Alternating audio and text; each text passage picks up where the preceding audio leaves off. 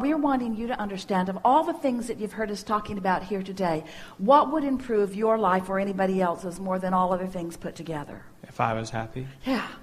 So, yeah. And so, as you get ahead of yourself so what most people are doing is saying, oh yes, I would like to do that because that will make me happy, and I would like to do that because that would make me happy, and I would like to do that because that would make me happy, and that would make me happy because it's lots of fun people, and that would make me happy because it's got lots of money coming with it, and that would make me happy because I'd get to live in a beautiful part of the world. And we say conditional, conditional, conditional. What we want you to do is think about, and this is what we want you to hear, is what we've been after all day, is that as you can find right here, right now, current, something that feels happy when you think about it, no matter where you're getting it from, and you stay there until the conditions or the situations or the people or the ideas that match happy begin to occur to you. You see what we're getting at? It's flipping the whole thing. It's doing it. It's counterintuitive to what you've been practicing. Because what you've been practicing says, I'll find the condition that I believe will make me happy, and then I'll find a route to that condition that makes me happy. And we say, but you got to understand that you're the point of attraction to which all things are flowing. So if you can find something, anything to think about or observe or live that makes you happy, and you can maintain that for a little while, other things that make you happy will flow into your experience, and they will be in the form of the work that you want and the money you want. And why is that? Because all of those components are in your vortex. You didn't only just put happy in your vortex, you put lots of money in there too. You put lots of freedom. You put the ability to be and do and have anything that you want. You put the ability to make your own decisions. You put the ability to set your own time. You put the ability to set up your own calendar. You put the ability to really be free. You put the ability to make a difference in people's lives. You put the ability to have other people that resonate with you flow to you. In other words, you put that and more than we have time to talk about in your vortex, and it's already all in there. And what's the access key for you? How do you spend that vibrational currency? By trying to find some condition that you can make yourself believe that you can line up with, or by just finding the core of the reason that you want all of those things and practice it as much as you can until you own it, and then follow the inspiration to that desire, which is to be happy, that will, we promise you, fill in. Does that make sense to you? I'm a little blown away. In some cases it... That was heavy.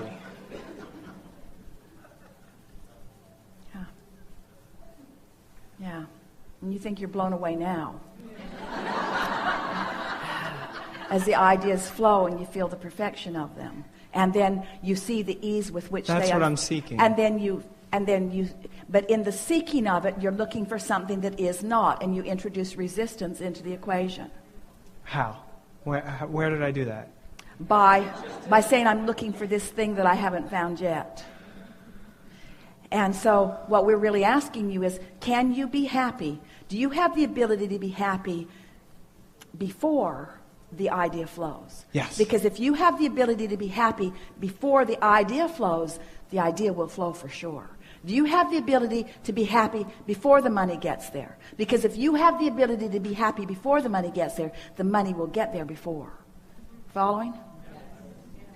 So we know you want to say to us, but Abraham, it's easier to focus on the condition. And we say, how's that working out? It's not easier to focus on the condition. Conditions are loaded. They're loaded with the way everybody else feels about them. They're loaded with all your past beliefs about them. Conditions are loaded with expectations. Start in this pure place and create the environment that allows it to grow. And then experience the explosion of good ideas flowing to you.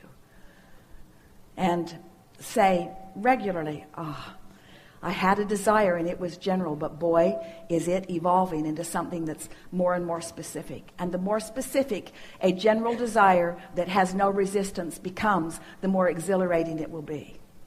So, a desire that has a lot of momentum and no resistance is ecstasy. A desire that has a lot of momentum and a lot of resistance is miserable. A desire that has not much momentum and no resistance is the beginning of every good thing you want.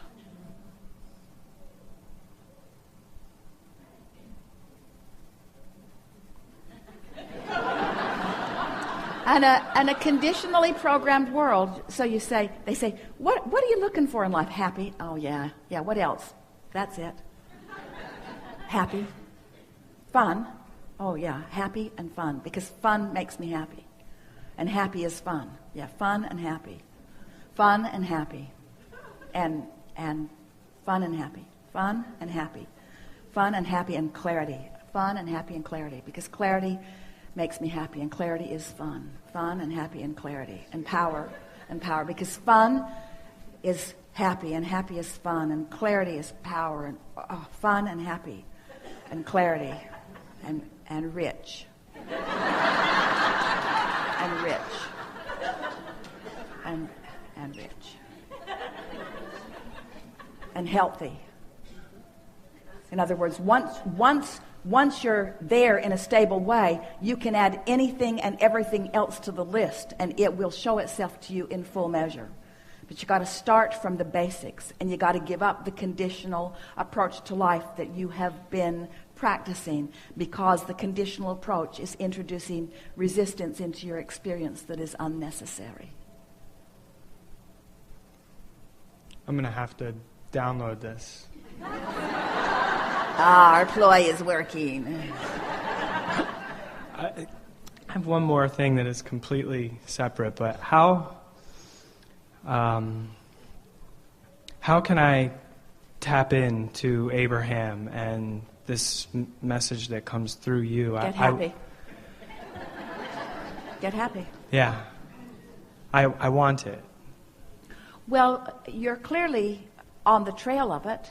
Your desire is clear, and your allowing was strong enough to get you in the chair. And so in this moment, in this current moment, the resistance is non-existent.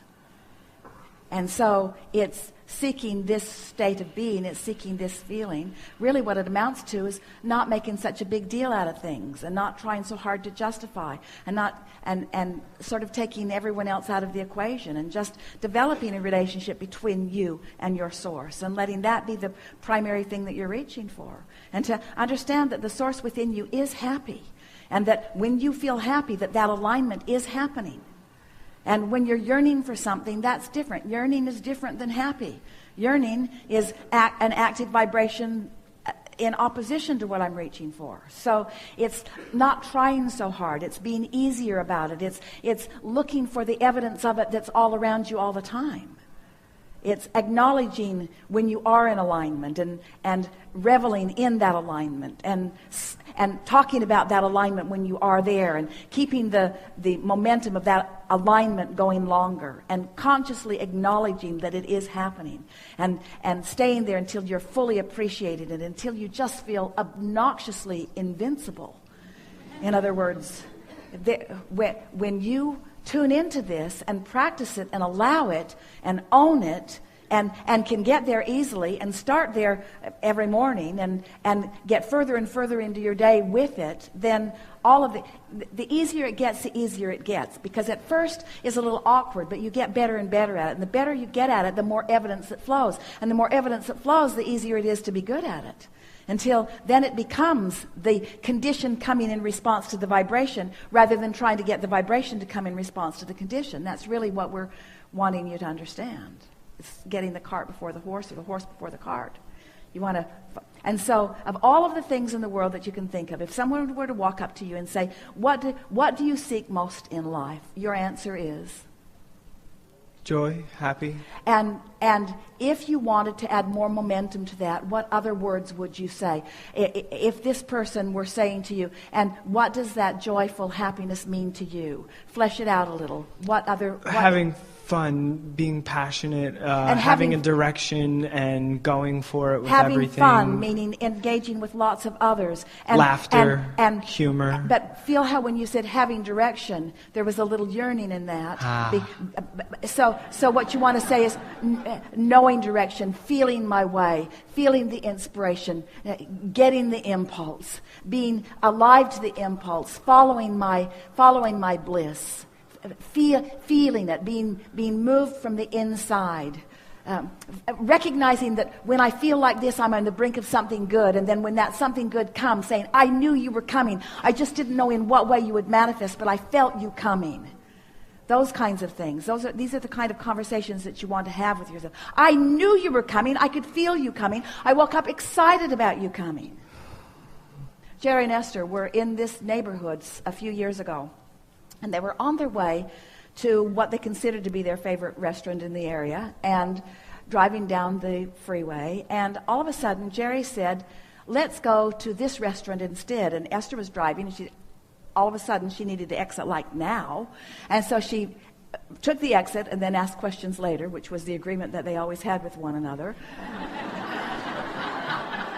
All right, I've done it. Now why? I don't know. I just feel like we should go. I just feel like I'd like to eat here. But they have that great salad we like over there. And there's only 5 places in the whole world that we can get that salad. And I know, but I just feel like this is where we want to go. And so they went in, and the place was empty, which Esther never sees as a very good sign. And hardly anybody around. And a very nice person came up and helped them and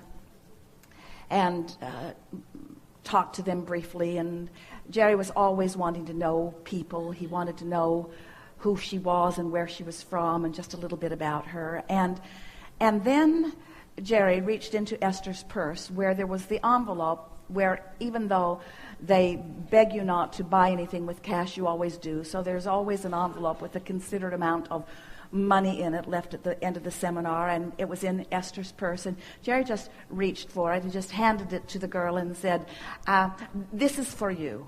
And she said, well, thank you very much. And she went into the kitchen, and they literally heard dishes break as the little girl had opened her package to see what was there.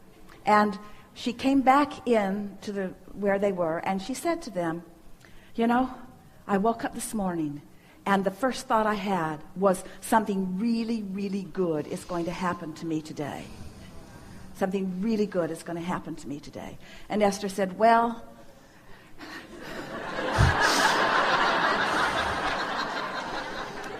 apparently Jerry was part of that process, because I wanted to go over there, and he wanted to come over here.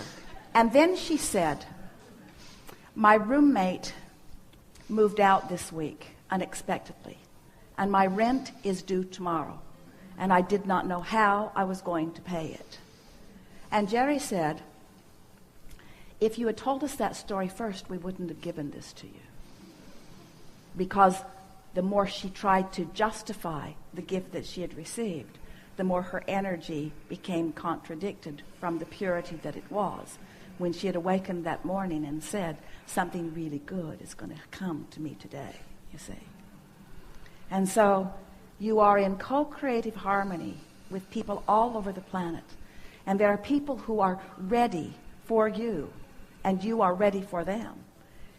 And when you are deliberately readying yourself, doing it on purpose, and then you are wise enough to follow the feeling of that, before you know it, you're just rendezvousing. Esther loves playing with her little kids, her little grandchildren, because they know something that most of the big people that Esther plays with have forgotten.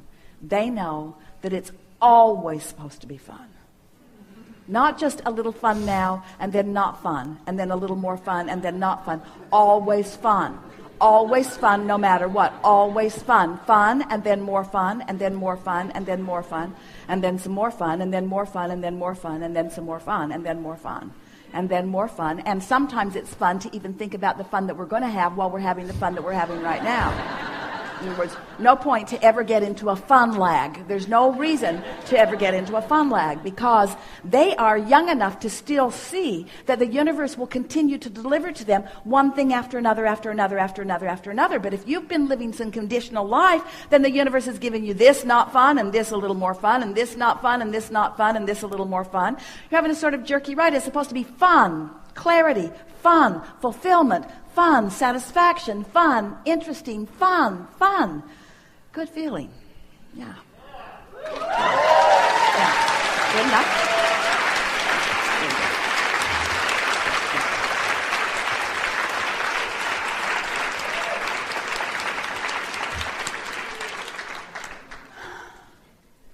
Do you feel greedy when you think about only having fun? Good. Do you realize that clarity is alignment with Source? Do you realize that fun is alignment with Source? Alignment with Source is a good thing, yes?